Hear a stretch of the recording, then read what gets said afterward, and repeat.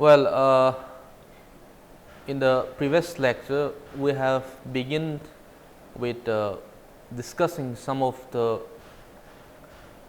issues and problems which have been encountered and which in a sense necessitate for us to look at why environment is one of the most growing concerns of this present era.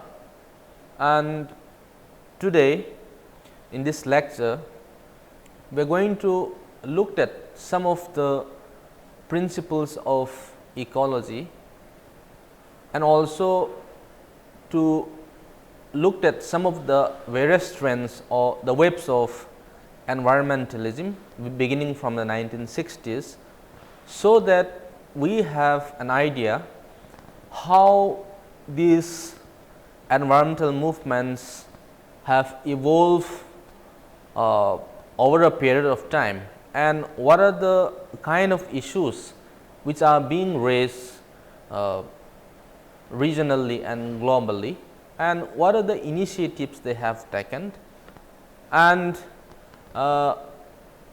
also in this we will try to have much more of an idea before beginning with the content of the course.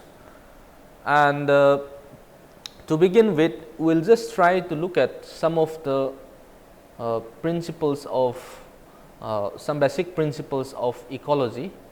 And yesterday in the previous class, we had given an overview, if not a brief conceptual analysis of what ecology is, what environment is.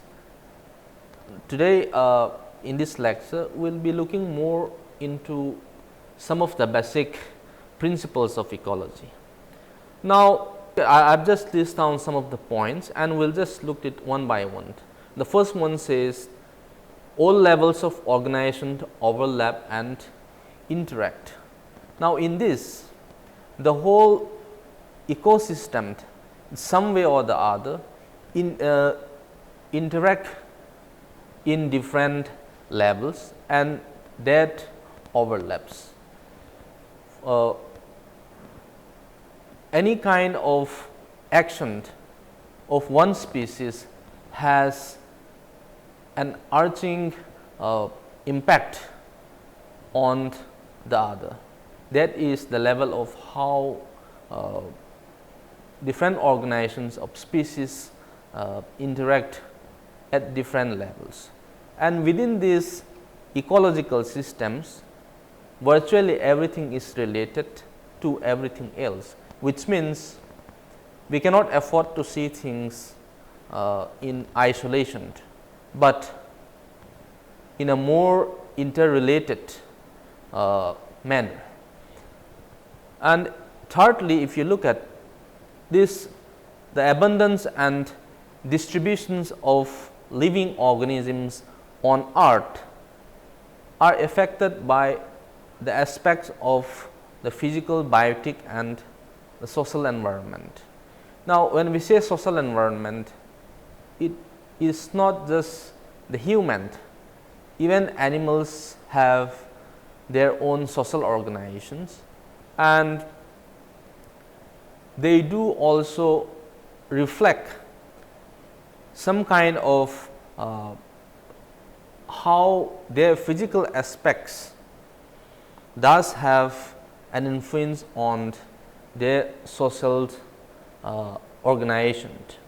Now, in the fourth point, these biotic communities differ in numbers and kinds of species, the diversities of species and the roles of ecological needs in the community.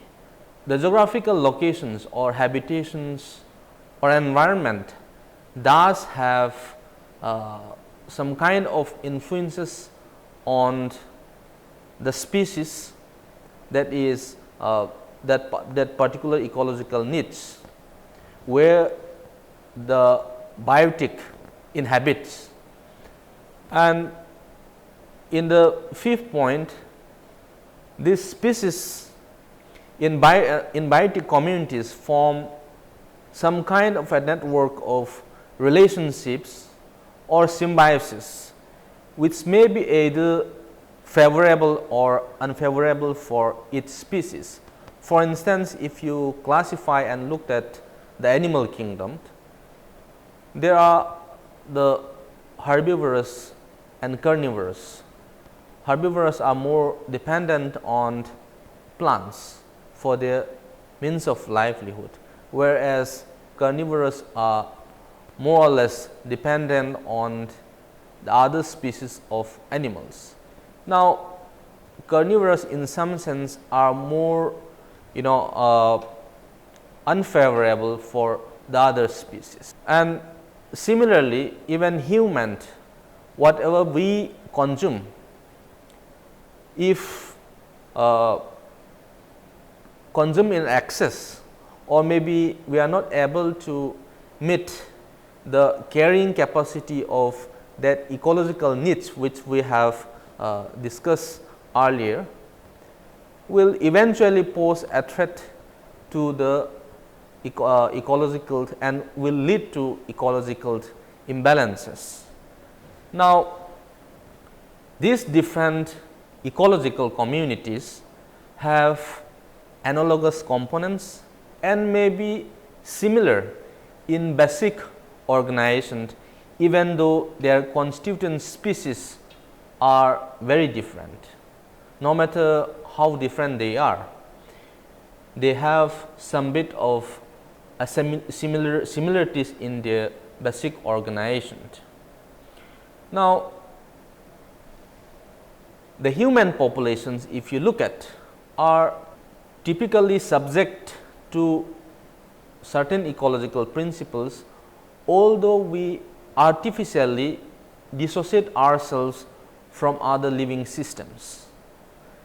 All of our activities, whatever we do, how we tries to leave some kind of imprint on the environment, and even the use of these advanced technologies are ultimately dependent on nature.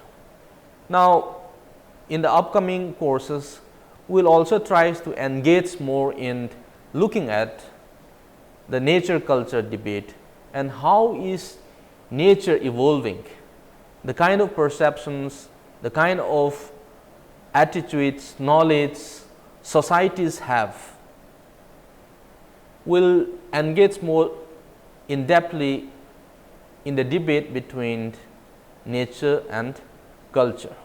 Now, the biological interactions, which are usually multiple and cumulative, and rarely if ever do interactions occurred singly or in isolation. As I had discussed, a species cannot be understood in isolation, but some form of interactions do occur among different species. I will just try to categorize into four how these ecosystems are being divided into different components, which will to some extent provide a central theoretical premise in looking at ecology in a more general sense.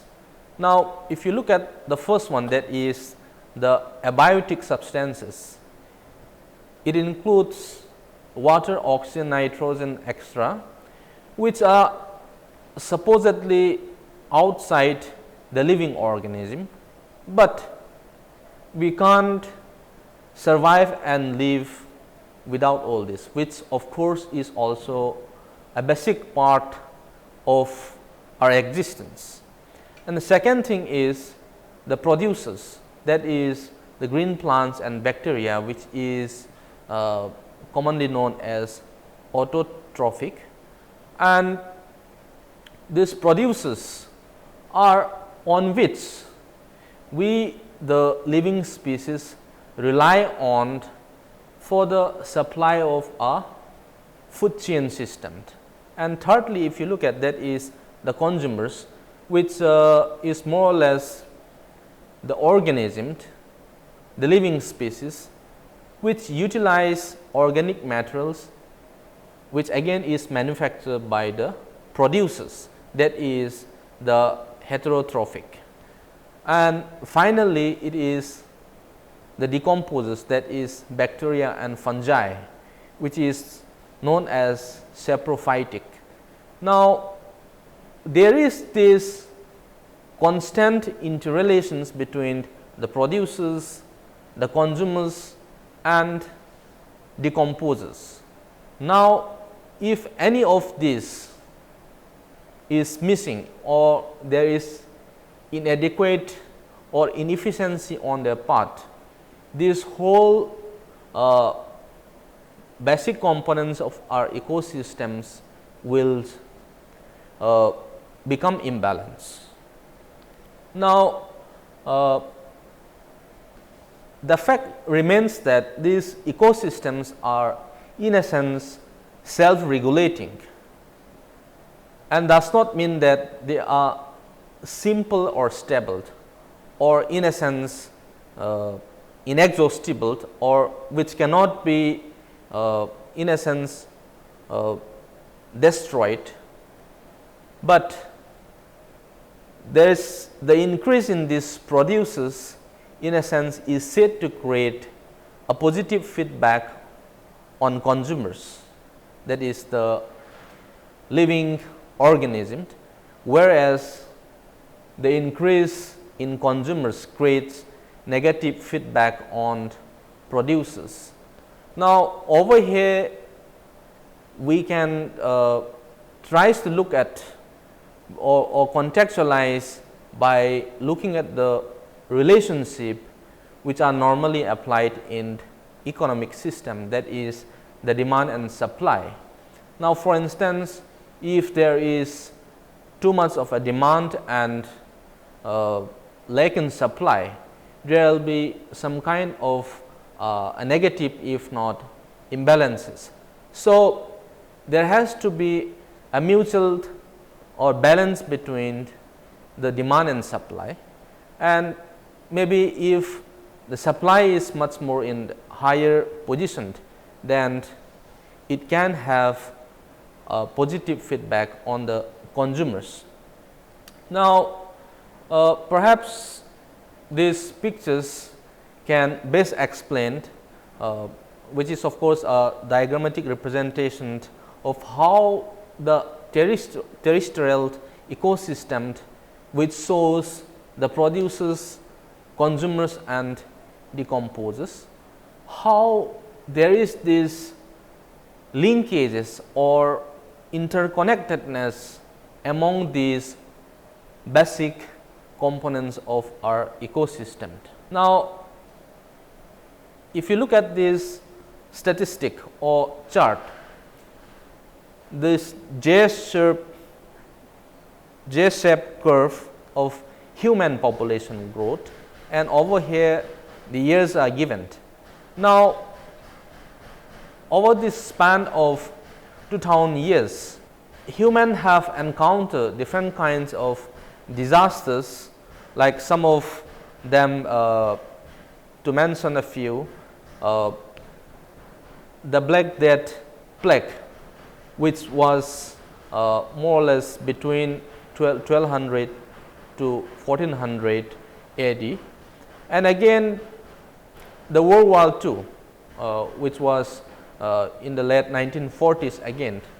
Now, all this to some extent have impacted on the human population, but yet the human population has increased and on the rise, and in the light of this, we can perhaps talk about how Malthus tries to explain the rise of population, and he in fact in a very critical manner sees the occurrence of war as a check or a measures to control the rise of this population, and he in fact sees the rise of population as a threat to the existence of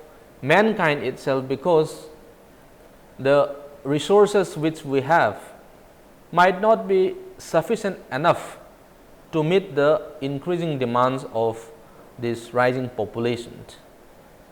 Now, no doubt Malthus does have many critics as well, and there are many who do not really subscribe and agree to the kind of theory he posits in that the population theory. Now, this ecosystem homeostasis refers also to a relative balance of nutrient cycles, energy flows, and species and composition in the ecosystem, which of course we have seen in that diagram how the provider, consumer, and the composer, all these interrelationships are being seen. Now, moving on to the second part, that is by looking at what are the trends, if not the environmental movements which have been witnessed in the second half of the 20th century, and which of course began in the West. Now, prior to this period of 1960s, the environmentalism focused mostly on preservation of wilderness and conservation of resources. Now, what is this preservation of wilderness and conservation?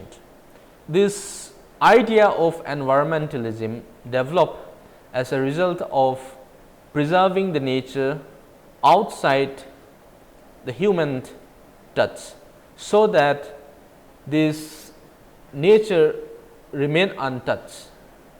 And more or less in the southern countries, that is mostly in the third world countries, this idea of preservation of wilderness, if not wilderness thinking, is being strongly criticized, because it is seen to be more of the ecology of affluence, because this preservation of wilderness or wilderness thinking is serving only the purpose of the developed societies. So, it does not really have much of an application to the third world countries.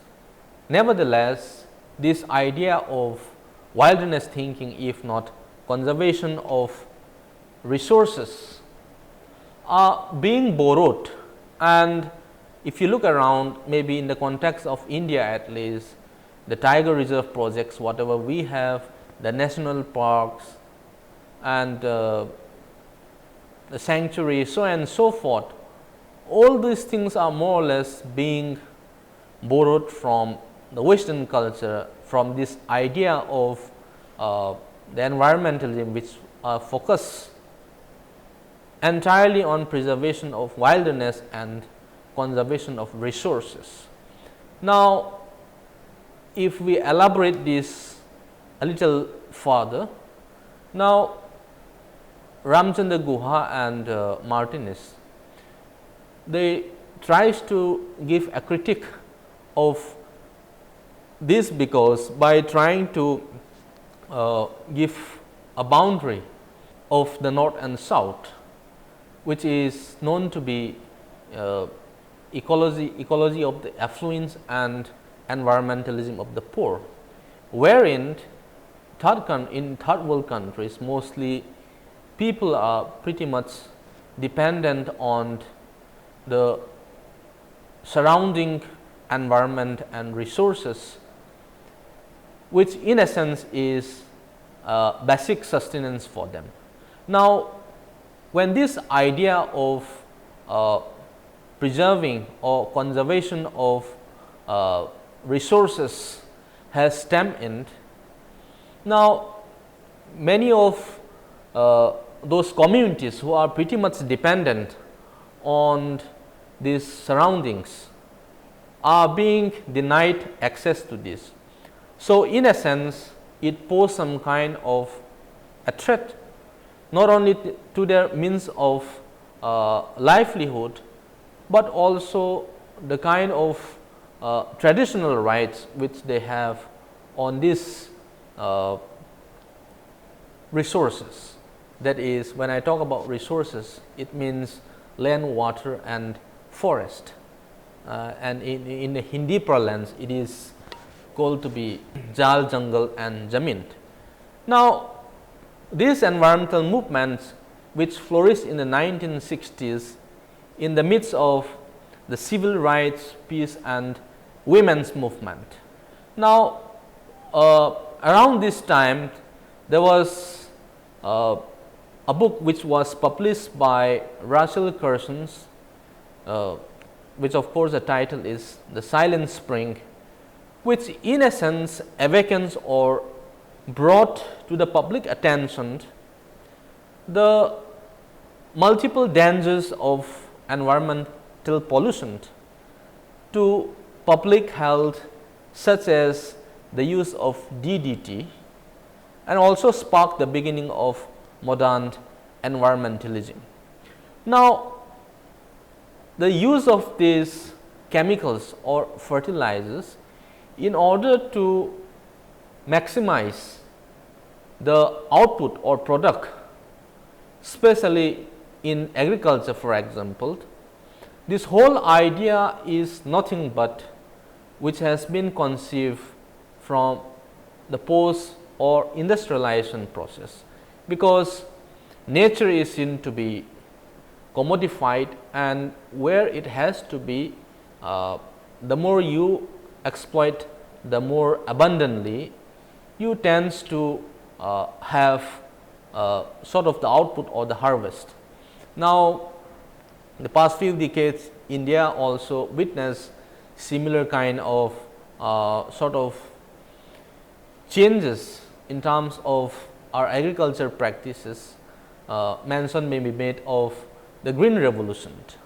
Now, as a result of green revolution, no doubt the food supply has increased abundantly, but in many states like Punjab and Haryana, where these green revolutions has taken place, there are some case studies which are being done, and they face a kind of environmental problems related to the fertility of the soil. Now, many of those agriculture fields have become desertified. The nutrients and fertility of the soil has gone down and being more or less become barren because of excessive use of chemicals and fertilizers. And these are some of the issues which have been encountered, and of course, the growing concern of the environmental pollutions, not just to the public health, but the carrying capacity of a geographical space is a growing concern. And this book in essence can be said to be a path breaking, because it sort of awakened the idea or the perceptions humans have towards the environment. Now, there is also this the phase of new environmentalism that is beginning from the 1960s. Now, as a result of this, people became more aware of environmental issues, such as air and water pollution, radiation, pesticides, poisoning and other problems. They demand the federal government to take more responsibility or to act more responsibly. Now, if you take the examples of pollution, pollution also has surface differently in different parts of the world.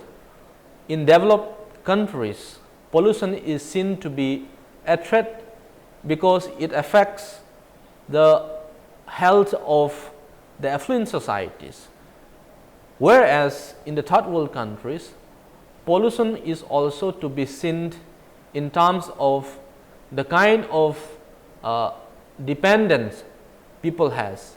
For instance, the use of chulha, for instance, the amount of smoke it incurred cannot really be categorized and seen to be a pollution from the environmental perspective. Therefore, whenever we try to highlight certain kind of environmental problems, it has to be read and can contextualize.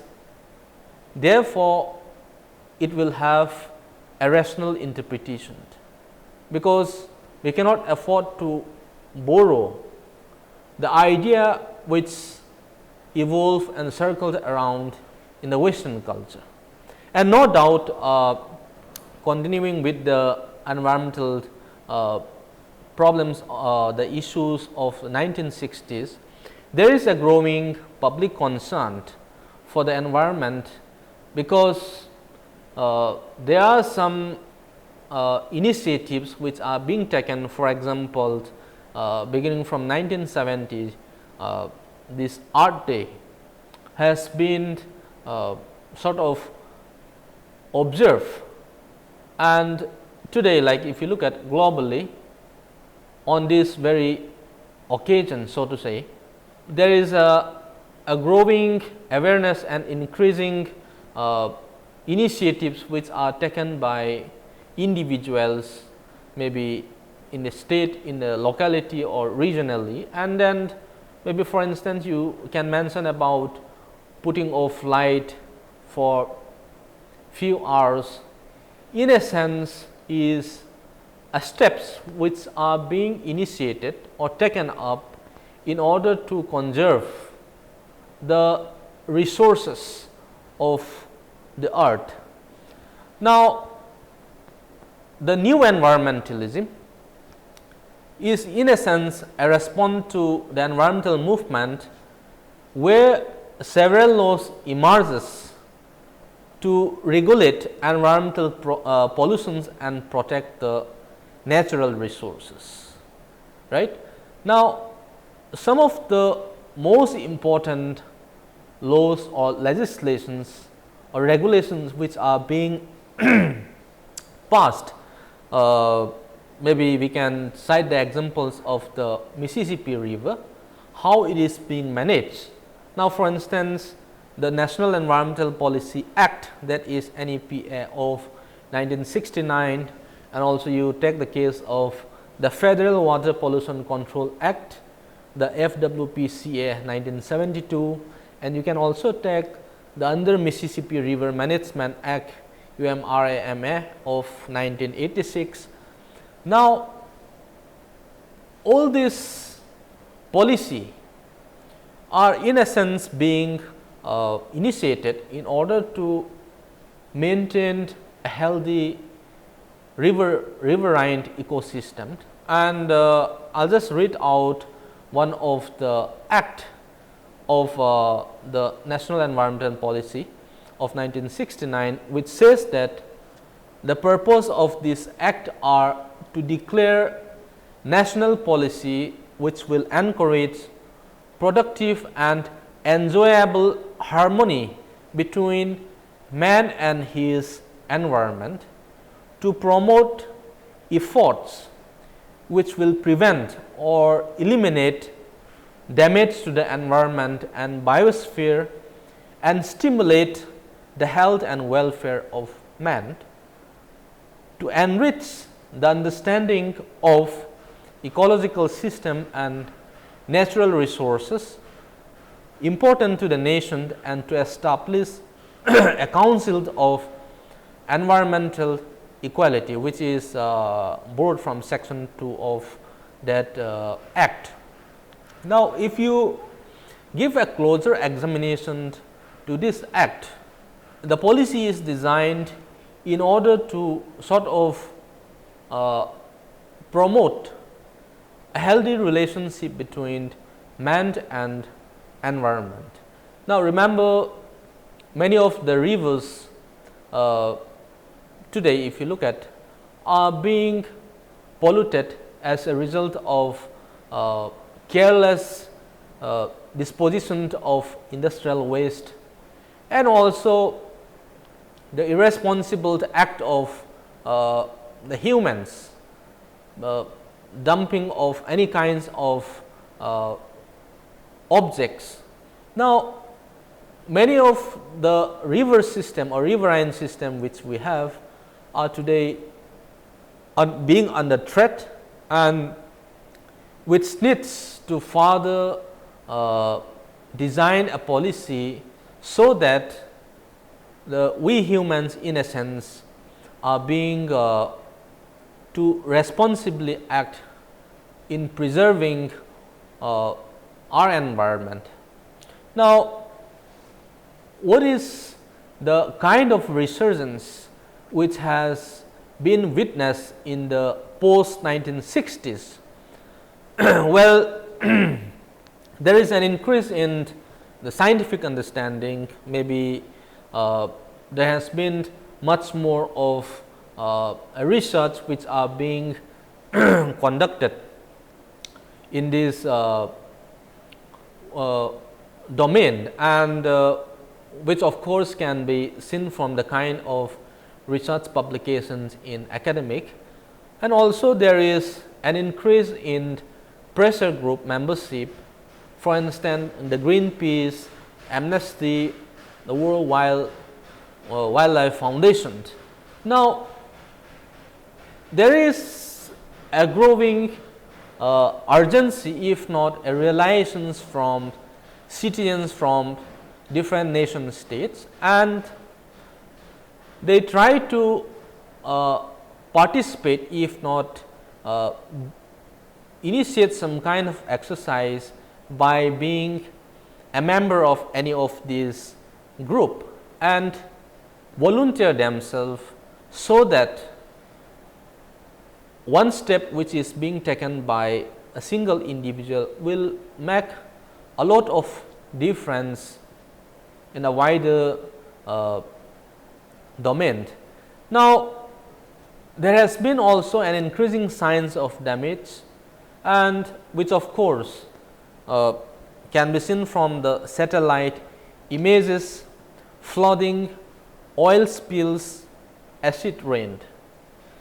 And there is an increased desire to find solutions, which of course is being again initiated by the medias, and of course there is much more of a wider media attention in this domain, and there is also a growing rise in the public interest related to the environmental concerns. Now, again moving on, in the post 1970s,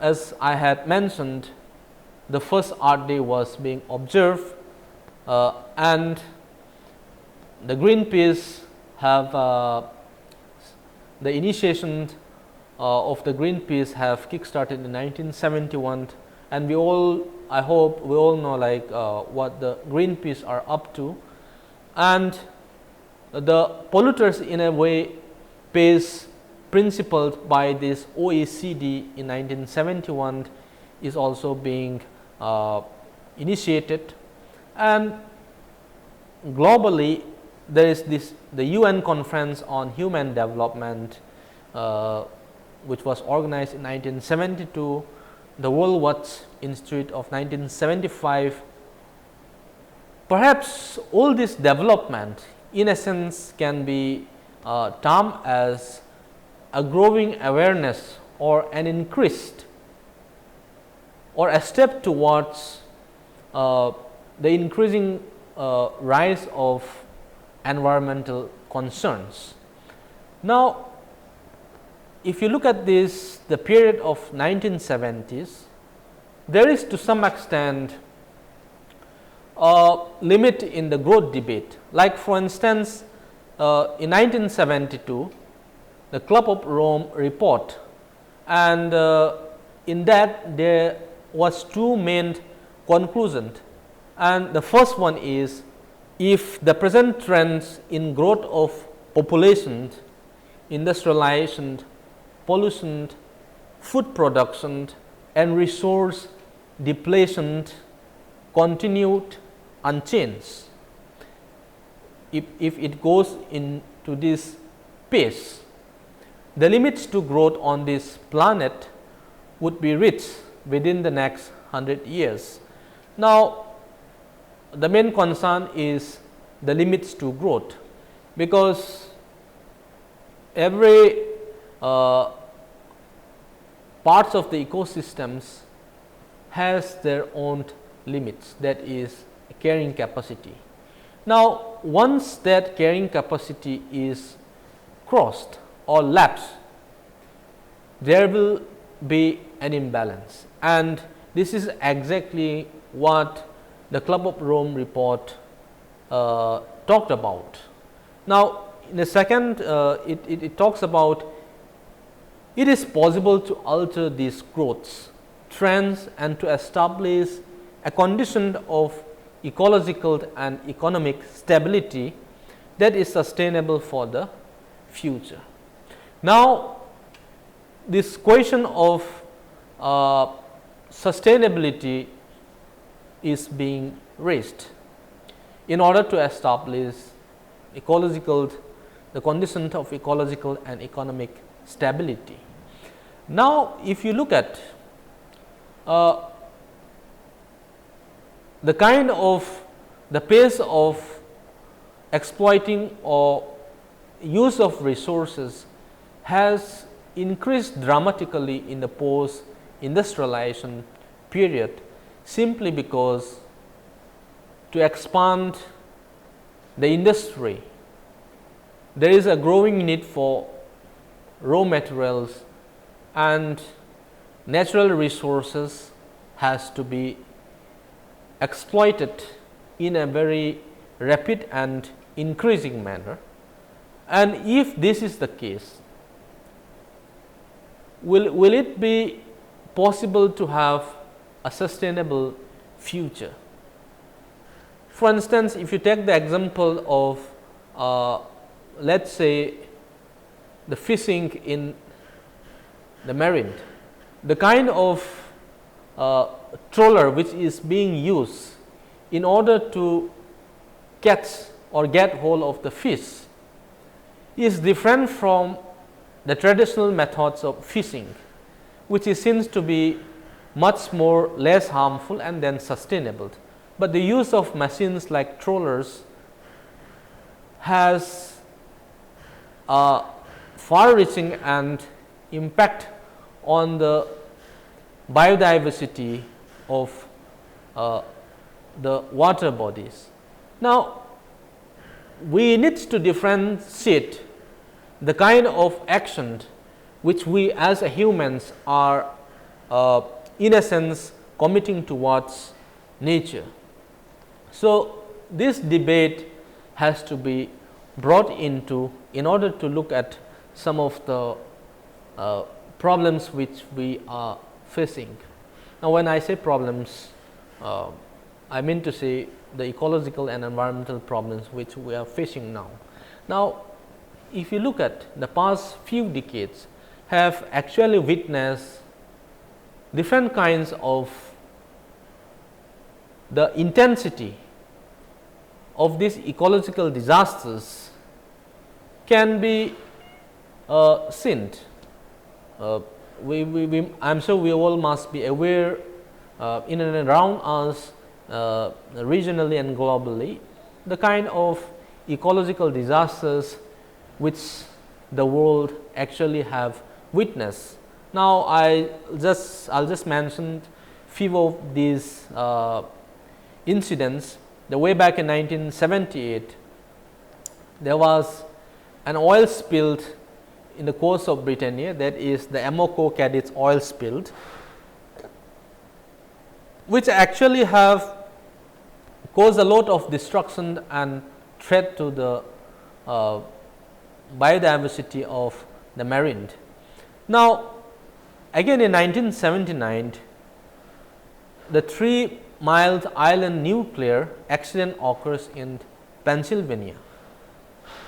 Now, the magnitude of these disasters have a far-reaching impact on the human society, and these are nothing but a man-made disaster, which in a sense could have been avoided. In the previous lecture, I had mentioned about some of the environmental natural disasters like the tsunamis, earthquake, so on and so forth, which in essence is beyond the control of human. Now, in that case, if you look at, there is a link between what is a natural disasters and what is man-made disasters, right. Now, citing an example of again the 1984 Bhopal gas tragedy in India, as a result of the Union Carbide toxic chemical leak, which eventually led to the deaths of thousands of people and more than 3 lakhs or 3 millions injured. And there has been an ongoing case wherein those people who are being affected has even approached the Supreme Court so that a compensation be given to those affected families and members. So, these are the kind of magnitude of disasters which are of course been witnessed in the past few decades, and God forbid maybe in the future, like this sort of magnitude may increase. Now, if you look at the 1980s again, what are the growing concerns globally? What are the kind of issues which are being raised? Now, the climate change is something which is being hotly debated and talked about globally, and there has been an extensive research in academic trying to look at what are the wider implications of this climate change across communities, across nations. In 1985, the global warming was predicted, and there has been an increasingly a feeling that global warming in a sense has affected even those people who are being inhabiting the rural hinterland or the rural villages. And the 1988 IPCC was established, and secondly, the ozone depletion was talked about, because in 1985 again the ozone hole was discovered, and in 1987 as a result of this the Montreal Protocol was adopted. Now, why is this climate change and the ozone depletion again is an environmental concern for us?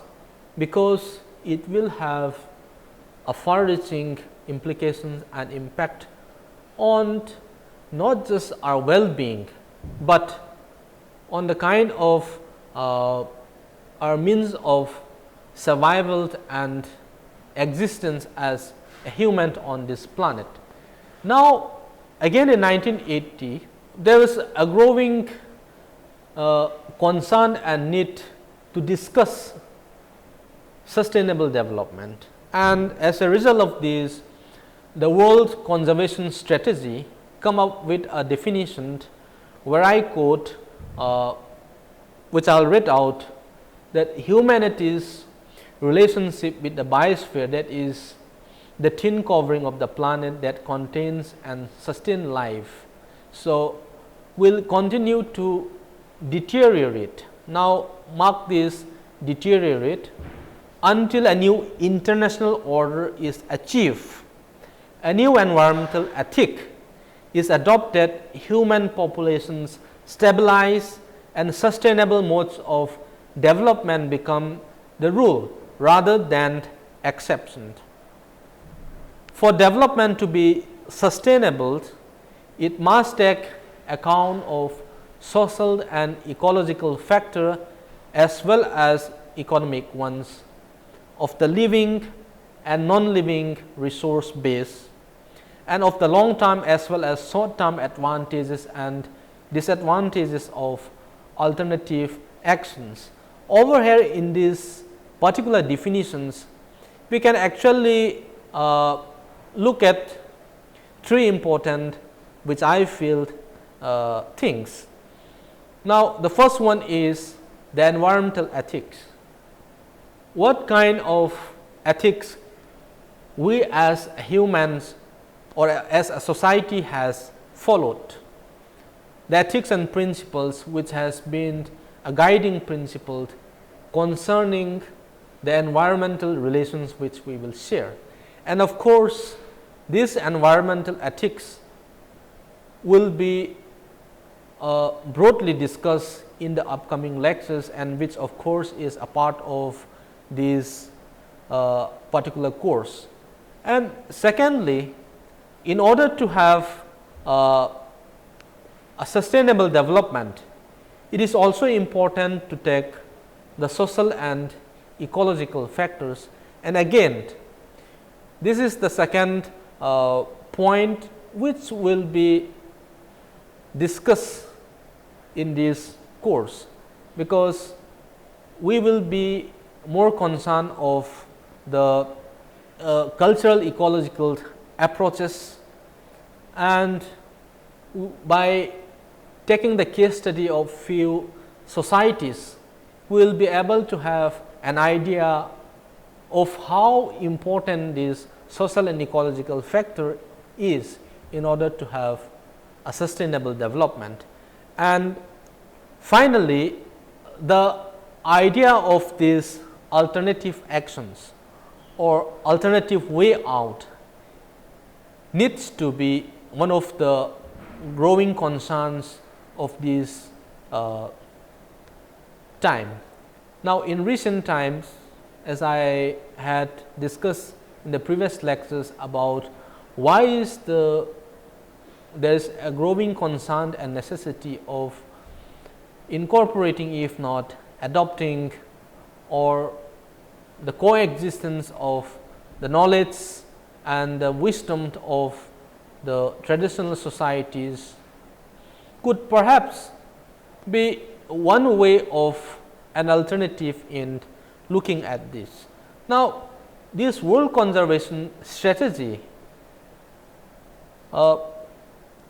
has a very deep message and meanings which we as humans are pretty much responsible to take an action. Now, there is another definitions of sustainable development again in 1987, which was given by the World Commission on Environment and Development. Now, which talks about again equates sustainable development, the equity or equitable distribution of resources, or if not, how do we maintain an ecological justice? and what is ecological justice. Now, this WCED definitions of sustainable development talks about equate sustainable development with progress, which means to meet the needs of the present without compromising of the present and the ability of future generations to meet their own needs. Now, it is important for us to not only think or narrow gains, but also be concerned about the future, what beholds our future. And if it has to be an equitable distribution of resources,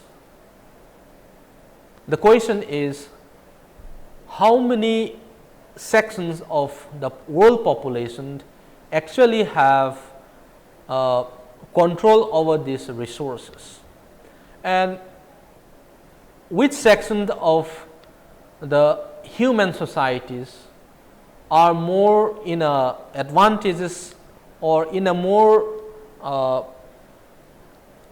better positions to have access to these environmental resources. These are some of the issues which needs to be taken up and discussed.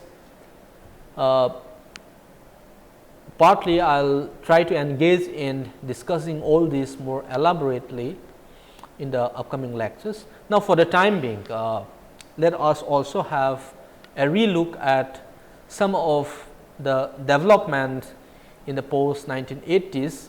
Now, in May 1995, the UK's Sustainable Development Strategy was published, again with 8 meanings to define what sustainable development is, and comes up with 4 objectives.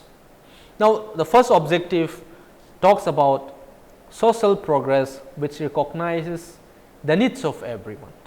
Now, in a sense, this also talks about equitable distribution of resources, because we need to reframe and focus on the social progress and recognizes the needs of everyone and not just a few sections of a society. And in the next point, it also talks about the effective protection of the environment. How do we initiate exercise in order to protect the environment, or what kind of strategy should be developed so that the environment is less affected, or the kind of actions and imprints which we have on this planet is being minimized. Now, the third one says the prudent use of natural resources, that is to use natural resources in a more sustainable and in a more judicious manner.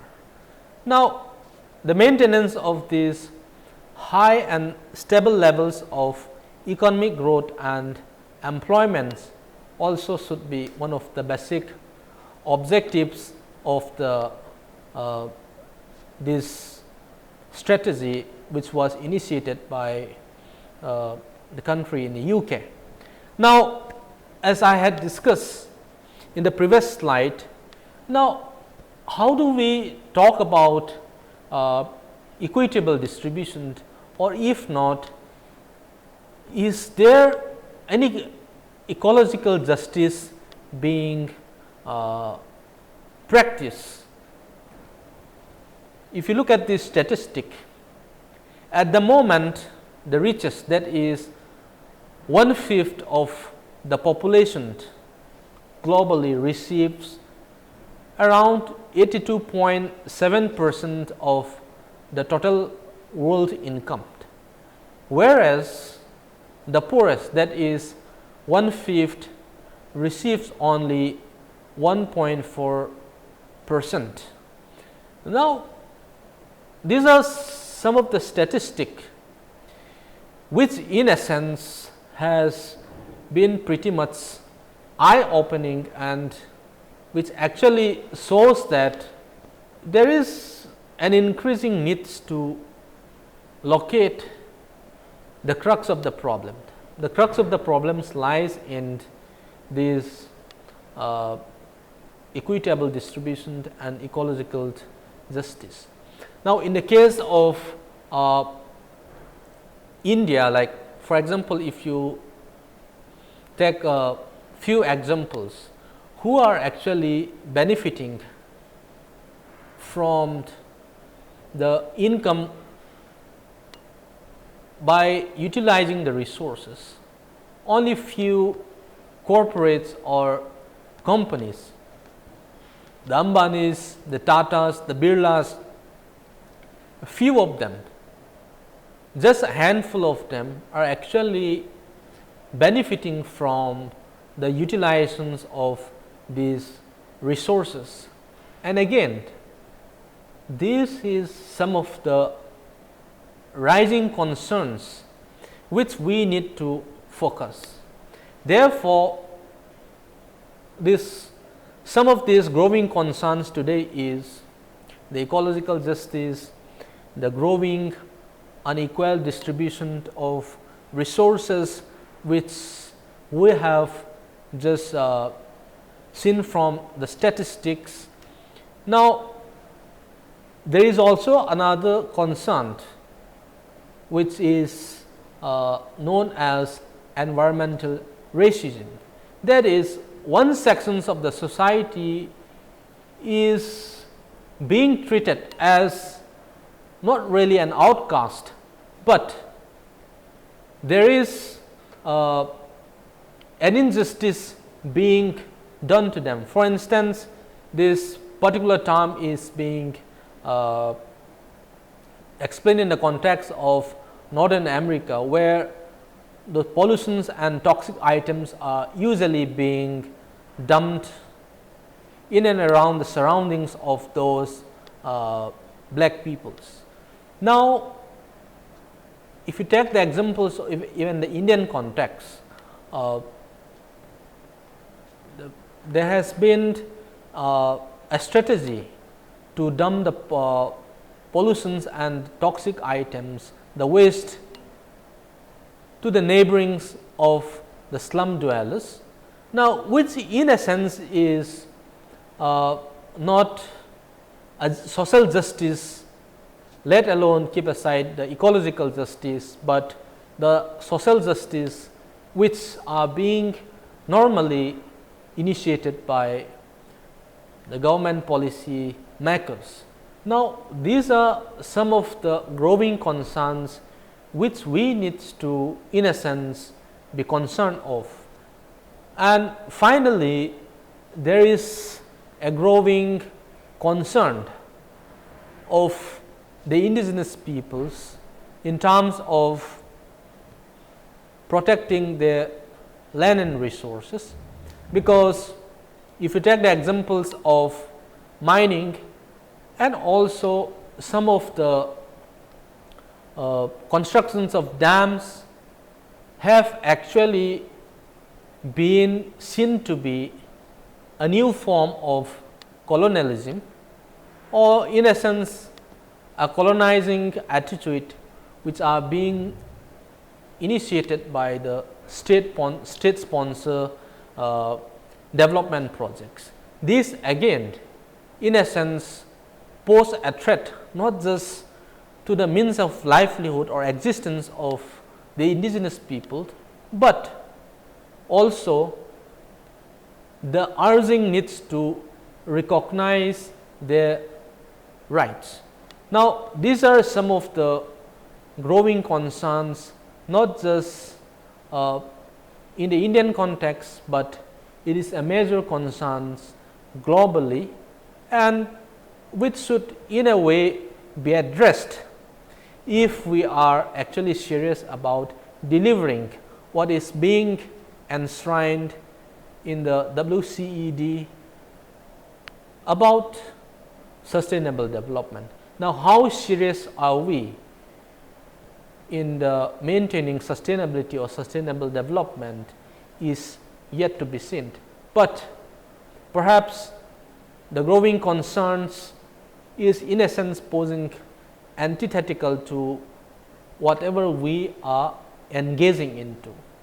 As discussed, these are some of the growing concerns currently, and in Art Summit in 1992, there was 5 agreements which were introduced, and the first one talks about the Framework Convention on Climate Change, and the second talks about the Convention on Biodiversity, Agenda 21, the Rio Declarations, the Forest Principles. Again, here there has been a changes or maybe reframing of the forest policies which we have. But then if you take the examples of the Indian context, the forest policies which we are following now does have its root, or if not which are being carried forward right from the colonial period, and we need to really look at some of these policies, because whatever we follow now today might not necessarily address the needs of the citizens or communities. For instance, forest policies needs to be reframed and relook so that it meet the needs of the citizens. Now, in brief, what we have discussed so far is the 1960s have given a birth the new consciousness of movements, and there is an emerging groups, organizations which are formed because of environmental concerns, and also in the 1970s there has been a tense battleground between the economists and the environmental movement, and no doubt this debate and fight will continue. And in the 1980s, the concept of this sustainable development has been introduced, and since then there has been a different meanings and a different definitions concerning this sustainable development.